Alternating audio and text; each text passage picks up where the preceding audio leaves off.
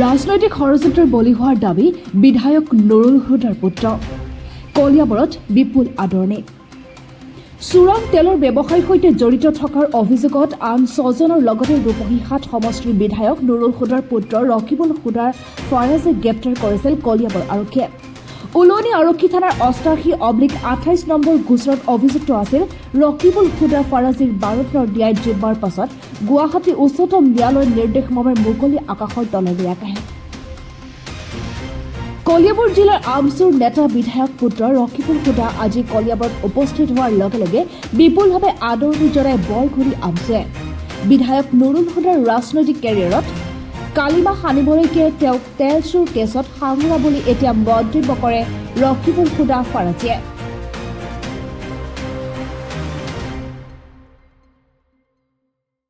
যোৱা 4 তাৰিখে সংবাদ মাধ্যমত যেতিয়া গম পালোঁ যে কিবা এটা চক্ৰৰ লগত মোৰ নামটো সাঙুৰ খোৱাইছে, কথাটো দেখি মই আচৰিত হৈ গ'লোঁ যে মোৰ নামটো কিয় সাঙুৰ খোৱা হৈছে। আৰু লগে লগে মই খবৰ ল'লোঁ যে উলনি থানাৰ অচিয়ে এখন গোচৰ ৰুজু কৰিছে। মই কথাটো গম পাই লগে লগে মই উলনি থানাত উপস্থিত হ'লোঁ। উপস্থিত হৈ মই গোটেই কথা বতৰাখিনি যি আছিল মই ক'লোঁ।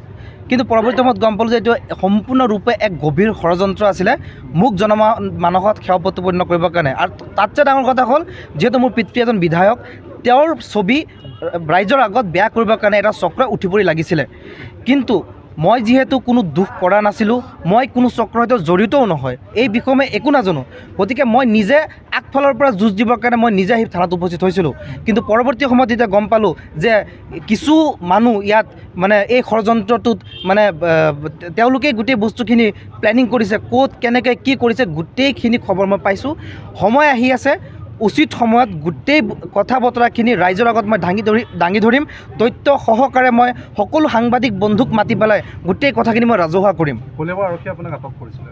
কলিয়াবৰ আৰক্ষীয়ে আটক মানে কি ছাৰ, মইতো স্বইচ্ছা থানাত উপস্থিত হৈছিলোঁ ন। আপুনি আগদিনাখন পলাইছে বুলি পেলাই আমাক এটা খবৰ আহিছিলে। নাই এইটো এটা কথা চাওক, ইয়াত এটা কথা আপোনালোকে জানে, যিহেতু মই সংগঠন কৰোঁ, প্ৰতিটো থানাৰ অফিচাৰৰ তাত মোৰ কণ্টেক্ট নাম্বাৰ আছে।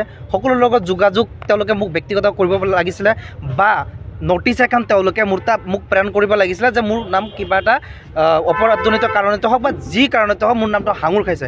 সেয়া নকৰি মই থাকোঁ ৰূপহী মোৰ বাসগৃহত, পুলিচ গৈছে গুৱাহাটী MLA হোষ্টেলত। ইয়াত ৰহস্যটো যে কিবা এটা যে মই মানে এইটো উমান পাইছোঁ যে এইটো মোক টাৰ্গেট কৰিছে একমাত্ৰ মোৰ পিতৃক ৰাজনৈতিকভাৱে দমন কৰিবৰ কাৰণে। নহ'লে মই একাংশই কৈছিলে বিধায়কৰ পুত্ৰ পলায়ন কৰিছে গুৱাহাটীৰ পৰা। মইতো ৰূপহীতে আছিলোঁ, মই ৰূপহীহাটতেতো আছিলোঁ, মইতো ৰূপহীহাটতে আছিলোঁ ন। মই কিবা কাম মই প্ৰত্যেক দিনা মই ৰূপহীহাটত থাকোঁ। সকলো মানুহে জানে, যিসকল মোক লগ পায় সদায় মোৰ ৰূপহীহাটতে লগ পায়, সেইখন ঘৰতে মোক লগ পায়। কিবা এটা কাৰণত মই এঠাইলৈ গৈ আছিলোঁ, যেতিয়া সংবাদ মাধ্যমত মই গম পালোঁ, মইতো দেৰি কৰা নাই। যেতিয়া নিউজটো আপোনালোকৰ চেনেলত ওলাইছে, নিউজটো ওলোৱা আৰু মই থানাত উপস্থিত হোৱা ব্যৱধাননো কিমান সময় আছিলে। মই থানাত গৈ পেলাই যেতিয়া থানাত উপস্থিত হৈছিলোঁ, তেতিয়া উলনি অচিক ইনফৰ্মেশ্যন দিয়া হৈছিলে যে মই আহিছোঁ। অচি ওলাই গ'ল ক'ৰবাত, 1 ঘণ্টা পিছত আহিছে, মোক বহিব দিয়ে, মই গাড়ীতে বহি আছোঁ। আৰু 1 ঘণ্টা গ'ল, প্ৰায় 2 ঘণ্টাৰ অন্তত মোৰ থানাৰ ভিতৰলৈ মাতা হ'ল। যদি মই অপৰাধ কৰিছিলোঁ, মই থানাত নিজকে হাজিৰ হ'ম নেকি? অপৰাধী কেতিয়াবা থানাত গৈ পেলাই হাজিৰ হয় নেকি? এক সম্পূৰ্ণ ষড়যন্ত্ৰ আছিল। ইয়াৰ এই কাণ্ডটোৰ লগত যিসকল ব্যক্তি জড়িত আছে, যি শক্তি জড়িত আছে, এদিন নহয় এদিন সকলো কথা স্পষ্ট হৈ যাব।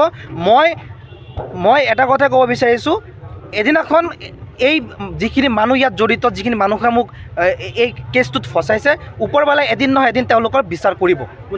যিহেতু আপুনি অলপ আগত কৈছে যে তেওঁ প্ৰতিপন্ন কৰিবৰ কাৰণে আপোনাক এনেকুৱা ধৰণৰ আলোচনা কৰিছে, যে আপুনি আইনভাৱে কি ব্যৱস্থা কৰিব? নাই চাওক, আজিতো মই কাৰাগাৰৰ পৰা আহিছোঁ, 12-13টা দিন কাৰাৰুদ্ধ হৈ পেলাই আজি মুকলি আকাশৰ তলত আহিছোঁ।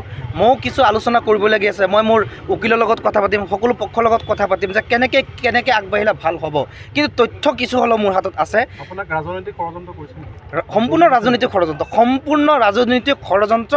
আৰু মূল কথাটো হৈছে মোৰ পিতৃক ৰাজনৈতিকভাৱে মানে দমন কৰা আৰু ৰাইজৰ আগত তেওঁৰ ছবি বেয়া কৰা। এইটোৱে আছিলে মূল তেওঁলোকৰ উদ্দেশ্য। আৰু আপোনালোকে যদি চাই, অচিয়ে যিখন FIR নিজে দিছে, মই চাইছোঁ, তেওঁলোকে যিটো ক্ৰাইমৰ কথা মিডিয়াত তেওঁলোকে পাব্লিছ কৰিছে, মিডিয়াৰ থ্ৰুত, সেই ক্ৰাইমটো হৈছে ক'ত? আপোনালোকে ক'ব পাৰিব যে তেলৰ লগত যে নামটো মোৰ সংযোগ কৰিছে, এই তেলৰ কামটো কোনখিনিত হৈছে? কলিয়াবৰ বুলি কৈছে, কলিয়াবৰৰ কোনটো জেগাত এই কামটো সংঘটিত হৈছে? আমনিত বুলি পেলাই উল্লেখ আছিলে আমনিত কেতিয়া উল্লেখ হৈছে? আমনিতটো আজি প্ৰায় ডেৰমাহ আগত নগাঁও আৰক্ষীয়ে ৰেড কৰি সেই বস্তুখিনি লৈ গ'ল। চক্ৰান্তটো কিন্তু ইয়াত বহুত মানে ৰাজনৈতিক ডাঙৰ ডাঙৰ নেতা ইয়াত জড়িত আছে। সময়ত সকলো কথা আপোনালোকে গম পাব।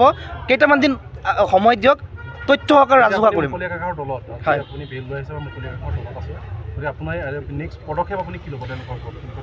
মানে চাক মইতো অলপ আগত ক'লোঁ যে মই মোৰ উকিল যিগৰাকী আছে বা যিসকল আছে তেওঁলোকৰ লগত মই কথা পাতিম, সম্পূৰ্ণ আইনী প্ৰক্ৰিয়াৰে আগবাঢ়িম।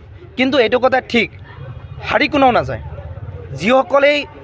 যিসকল এই মানে ষড়যন্ত্ৰত জড়িত আছে সকলোৱে সৃষ্টিকৰ্তাৰ আদালতৰ পৰা এদিন নহয় এদিন শাস্তি পাব।